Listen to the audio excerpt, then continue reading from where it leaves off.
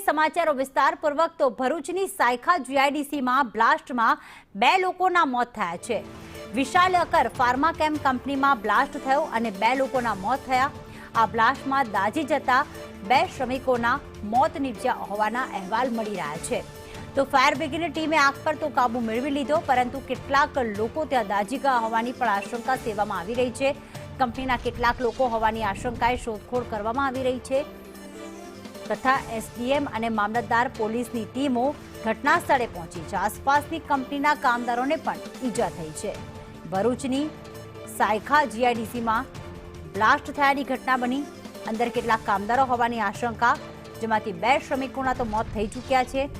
આસપાસની જે કંપનીમાં કામ કરતા હતા તેમને પણ ઈજા પહોંચી છે। બ્લાસ્ટની તીવ્રતા એટલું વધુ હતી કે આગના ગોટે ગોટા નજરે પડી રહ્યા છે। જો કે બોઇલરમાં જ્યારે બ્લાસ્ટ થયો તરત જ ફાયર બ્રિગેડની ટીમ ત્યાં આવી ગઈ હતી। બ્લાસ્ટ એટલો પ્રચંડ હતો કે દૂર દૂર સુધી તેના અવાજ પણ સંભળાયા હતા। પાણી અને ફોર્મનો મારો ચલાવી ભારે જહેમત બાદ આખરે ફાયર બ્રિગેડની ટીમે આગ પર કાબુ મેળવી લીધો હતો।